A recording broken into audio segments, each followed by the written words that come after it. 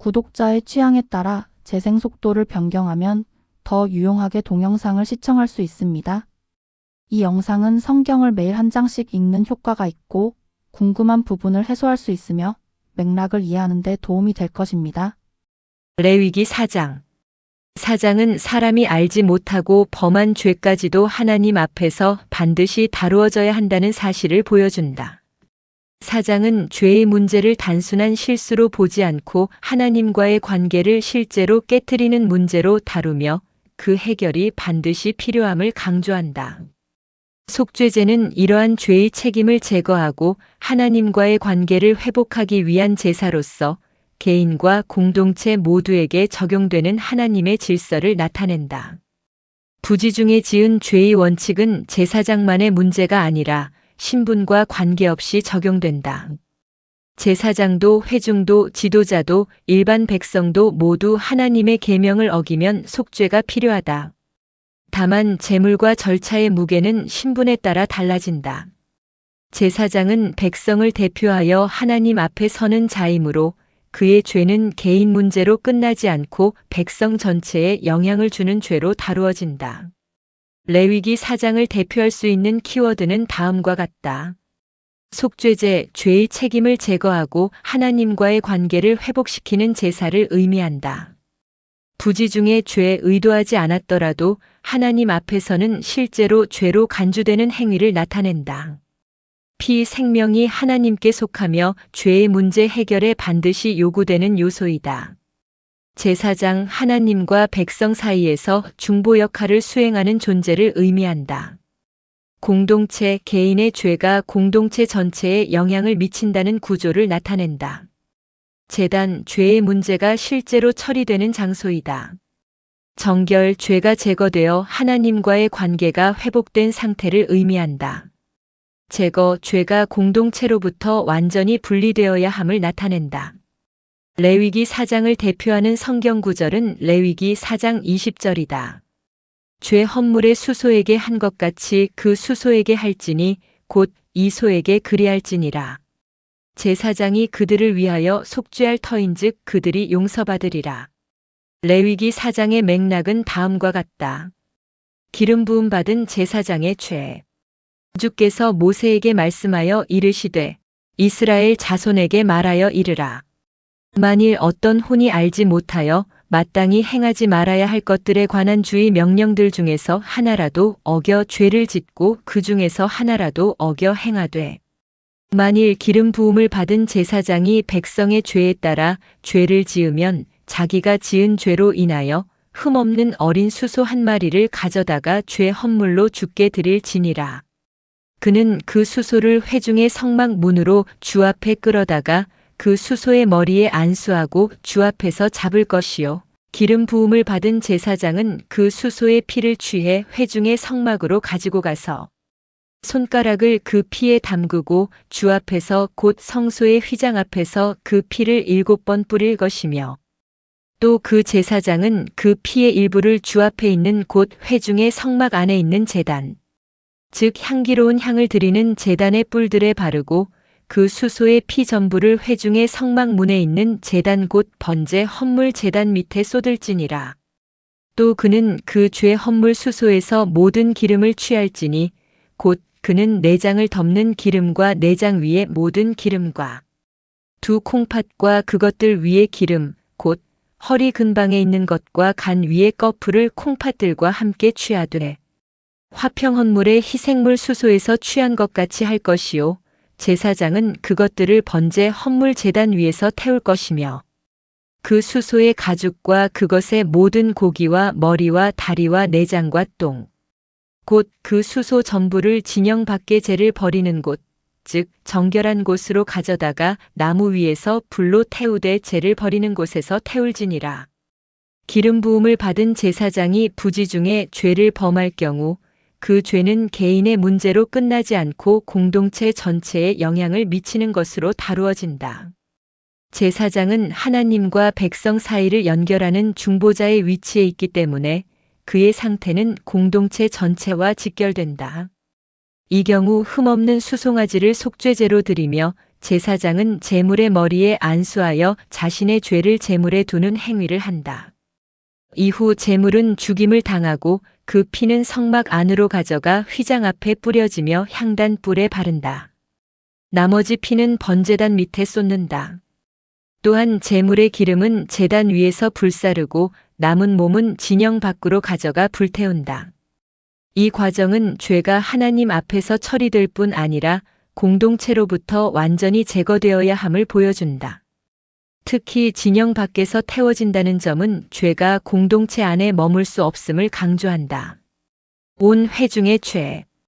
만일 이스라엘 전체 회중이 알지 못하여 죄를 짓되 그것이 집회의 눈에 드러나지 아니하여 그들이 마땅히 행하지 말아야 할 것들에 관한 주의 명령들 중에서 하나라도 어기고 조금이라도 행하여 유죄가 된 경우에 그들이 그 명령을 어기고 범한 죄가 알려지면 회중은 그 죄로 인하여 어린 수소를 드리고 그것을 회중의 성막 앞으로 가져갈 것이며 회중의 장로들은 주 앞에서 그 수소의 머리에 안수하고 주 앞에서 그것을 잡을 것이요 기름 부음을 받은 제사장은 그 수소의 피를 가지고 회중의 성막에 들어가 손가락을 그 피의 일부에 담그고 주 앞에서 곧 휘장 앞에서 그 피를 7번 뿌릴 것이며 또 그 피의 일부를 주 앞에 있는 곧 회중의 성막 안에 있는 제단의 뿔들에 바르고 그 피 전부를 회중의 성막 문에 있는 제단 곧 번제 헌물 제단 밑에 쏟을지니라. 또 그는 그 수소에서 모든 기름을 취하여 제단 위에서 태우되 죄 헌물의 수소에게 한 것 같이 그 수소에게 할지니 곧 이 소에게 그리할지니라. 제사장이 그들을 위하여 속죄할 터인즉 그들이 용서받으리라. 그는 그 수소를 진영 밖으로 가져다가 첫 번째 수소를 태운 것 같이 태울지니 그것은 회중을 위한 죄 헌물이니라. 이스라엘 온 회중이 부지 중에 죄를 범한 경우에도 동일한 속죄의 질서가 적용된다. 공동체의 대표인 장로들이 제물의 머리에 안수하여 그 죄를 공동체 전체의 책임으로 인정한다.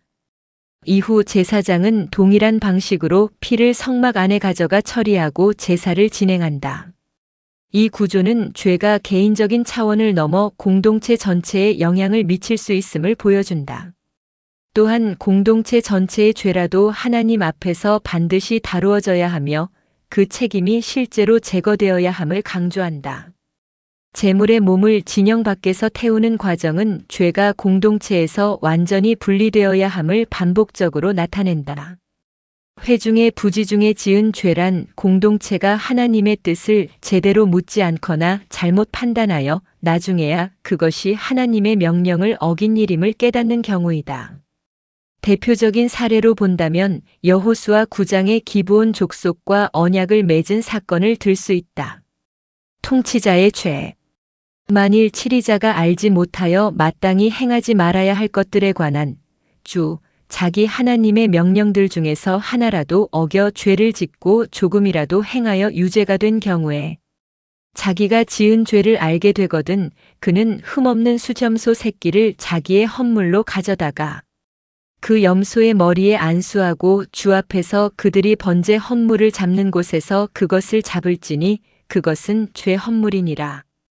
제사장은 손가락으로 그 죄 헌물의 피를 찍어 번제 헌물 제단의 뿔들에 바르고 그것의 피는 번제 헌물 제단 밑에 쏟으며 그것의 모든 기름은 화평 헌물의 희생물의 기름같이 제단 위에서 태울지니 제사장이 그의 죄에 대해 그를 위하여 속죄할 터인즉 그가 용서받으리라. 통치자가 부지 중에 죄를 범한 경우에는 흠없는 수점소를 제물로 드린다. 제물의 머리에 안수하고 죽임을 당한 후 피는 번제단 뿔에 바르고 나머지는 밑에 쏟는다. 기름은 제단 위에서 불사른다. 통치자의 죄는 공동체에 큰 영향을 미칠 수 있기 때문에 반드시 하나님 앞에서 처리되어야 한다. 이 부분은 지도자의 위치가 특권이 아니라 책임임을 보여준다. 하나님 앞에서는 모든 사람이 동일하게 죄의 문제를 다루어야 하며 누구도 그 책임에서 벗어날 수 없다. 평민의 죄. 만일 보통 사람들 중에서 어떤 이가 알지 못하여 죄를 짓되 마땅히 행하지 말아야 할 것들에 관한 주의 명령들 중에서 하나라도 어기고 조금이라도 행하여 유죄가 된 경우에 자기가 지은 죄를 알게 되거든 그는 자기가 지은 죄로 인하여 흠없는 암염소 새끼를 자기의 헌물로 가져다가 그 죄 헌물의 머리에 안수하고 번제 헌물을 잡는 장소에서 그 죄 헌물을 잡을 것이요. 제사장은 손가락으로 그것의 피를 찍어 번제 헌물 제단의 뿔들에 바르고 그것의 피 전부를 제단 밑에 쏟을지니라. 또 그는 그것의 모든 기름을 화평 헌물의 희생물의 기름을 취하는 것 같이 취할 것이요. 제사장은 그것을 제단 위에서 태워 주께 향기로운 냄새가 되게 할지니 제사장이 그를 위하여 속죄할 터인즉 그가 용서받으리라. 그가 만일 어린 양을 죄 헌물로 가져오려거든 흠없는 암컷을 가져다가 그 죄 헌물의 머리에 안수하고 그들이 번제 헌물을 잡는 곳에서 그것을 잡아 죄 헌물로 삼을 것이요. 제사장은 손가락으로 그 죄 헌물의 피를 찍어 번제 헌물 제단의 뿔들에 바르고 그것의 피 전부를 제단 밑에 쏟을지니라. 또 그는 그것의 모든 기름을 화평 헌물의 희생물의 기름을 취하는 것 같이 취할 것이요. 제사장은 불로 예비하여 주께 드리는 헌물같이 그것들을 제단 위에서 태울지니 그가 범한 죄로 인하여 제사장이 속죄할 터인즉 그가 용서받으리라. 일반 백성이 부지 중에 죄를 범한 경우에도 동일하게 속죄제가 요구된다. 이 경우에는 암염소나 암양을 제물로 드릴 수 있으며 제물의 머리에 안수하고 죽임을 당한 후 피를 제단 뿔에 바른다. 나머지 절차는 동일하게 진행된다. 이 부분은 하나님께서 모든 사람에게 동일하게 죄의 문제를 다루도록 요구하신다는 사실을 보여준다. 제물의 종류는 형편에 따라 달라질 수 있지만 죄를 처리해야 한다는 본질은 변하지 않는다. 이는 하나님께 나아가는 길이 모든 사람에게 열려 있으면서도 죄를 해결해야 하는 기준은 동일하게 유지된다는 사실을 나타낸다. 레위기 4장의 시대적, 사회적 배경에 대하여 고찰해보자. 4장은 이스라엘이 광야에서 하나님과 언약 공동체를 이루어가던 시기에 주어진 말씀이다. 이 공동체는 하나님께 속한 거룩한 공동체였기 때문에 죄는 개인의 문제가 아니라 공동체 전체에 영향을 미치는 문제로 이해되었다. 따라서 죄는 반드시 제거되어야 했으며 이를 위한 체계적인 질서가 필요하였다. 당시 다른 민족들도 제사를 드렸지만 레위기의 속죄제는 죄의 책임을 실제로 처리한다는 점에서 구별된다. 하나님은 죄를 단순히 지나치지 않으시며 반드시 다루시는 분이시다. 동시에 하나님은 그 죄를 해결할 수 있는 길도 함께 마련하신다. 레위기 4장을 구속사적 관점에서 고찰해보자. 속죄제는 장차 그리스도를 통해 이루어질 완전한 속죄를 보여준다. 사람이 알지 못하고 범한 죄까지도 다루어져야 한다는 점은 인간이 스스로 자신의 죄를 완전히 해결할 수 없음을 나타낸다. 제물의 피가 하나님 앞에 드려지고 제물의 몸이 진영 밖에서 불태워지는 구조는 죄가 하나님 앞에서 처리되고 공동체로부터 제거되는 과정을 보여준다. 이는 그리스도께서 십자가에서 죄를 담당하시고 성 밖에서 고난을 받으신 사건과 연결된다. 속죄제는 죄의 문제를 근본적으로 해결하시는 하나님의 구속 계획을 드러내는 중요한 표적이다. 레위기 4장을 통하여 하나님께서 우리에게 주시는 메시지에 대하여 고찰해보자. 하나님께서는 사람이 알지 못하고 범한 죄까지도 가볍게 여기지 않으시며 모든 죄는 하나님 앞에서 반드시 다루어져야 한다는 사실을 보여주신다. 동시에 하나님께서는 그 죄를 해결할 수 있는 길을 열어주신다. 하나님과의 관계는 죄가 처리될 때에만 유지될 수 있다. 레위기 4장을 통하여 그리스도인들이 가질 수 있는 질문과 답에 대하여 고찰해보자. 왜 알지 못한 죄도 문제가 되는가? 죄는 사람이 내가 알고 했는가 모르고 했는가에 따라서만 결정되는 문제가 아니라 하나님 앞에서 실제로 하나님의 뜻을 벗어났는가의 문제이기 때문이다. 사람이 모르고 죄를 지었다고 해도 그 죄가 하나님과의 관계에 아무 영향을 주지 않는 것은 아니다. 예를 들어 사람이 법을 몰랐다고 해서 그 행위의 결과가 완전히 사라지지 않는 것처럼 하나님 앞에서도 무지나 부주의로 인한 죄는 여전히 다루어져야 한다. 다만 하나님은 알지 못하고 지은 죄를 고의적인 반역과 똑같이 다루지 않으시고 속죄의 길을 열어주신다. 그러므로 알지 못한 죄가 문제된다는 것은 하나님이 지나치게 엄격하시다는 뜻이 아니라 하나님 앞에 거룩은 인간의 인식보다 더 깊고 실제적이라는 뜻이다. 왜 지도자의 죄가 더 크게 다루어지는가? 지도자는 혼자만의 사람이 아니라 공동체 전체에 영향을 미치는 자리에 있기 때문이다. 일반 사람의 죄도 하나님 앞에서 죄이지만 지도자의 죄는 그 사람 개인에게만 머물지 않고 백성의 판단, 질성, 방향에 영향을 줄 수 있다. 지도자가 잘못 판단하거나 하나님의 명령을 어기면 그 아래 있는 사람들도 함께 잘못된 길로 갈 수 있다. 그래서 성경은 지도자의 죄를 더 무겁게 다룬다. 이것은 지도자가 더 가치 있는 사람이라는 뜻이 아니라 그가 맡은 자리와 영향력만큼 더 큰 책임을 가진다는 뜻이다. 하나님 앞에서 권위는 특권이 아니라 책임이다. 왜 피가 반드시 필요한가? 죄는 단순한 실수나 감정의 문제가 아니라 생명을 해치는 문제이기 때문이다. 성경에서 피는 생명을 상징한다. 그러므로 피가 들여진다는 것은 죄의 대가가 가볍게 넘어가지 않고 생명의 문제로 다루어진다는 뜻이다. 죄는 하나님과의 생명 관계를 깨트리기 때문에 단순한 말이나 형식만으로 해결될 수 없다. 제사에서 피가 사용되는 것은 죄인이 죽어야 할 자리에 대신 생명이 들여지는 것을 보여준다.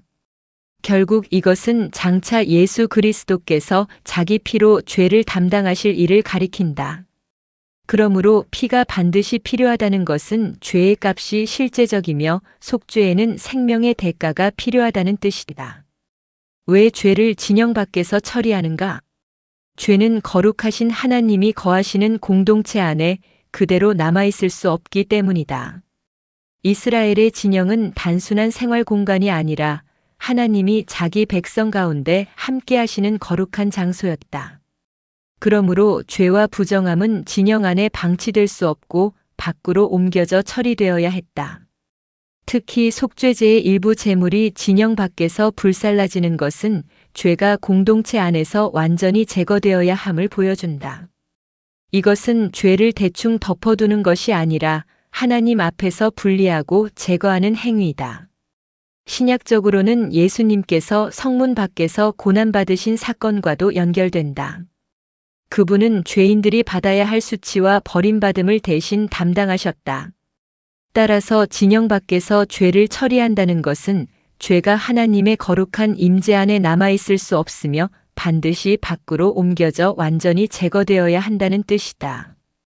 우리의 묵상 기도와 신앙적 다짐을 해보자. 우리는 하나님 앞에서 나의 죄를 가볍게 여기지 않고 드러난 죄뿐 아니라 알지 못한 죄까지도 돌아보아야 한다. 하나님께서 열어주신 속죄의 길을 의지하며 죄가 나의 삶과 공동체에 영향을 미치지 않도록 주의해야 한다. 하나님 앞에서 정결한 삶을 유지하기 위하여 날마다 자신을 돌아보고 하나님의 은혜 안에서 살아가야 한다. 아멘. 주 예수여 속히 오시옵소서.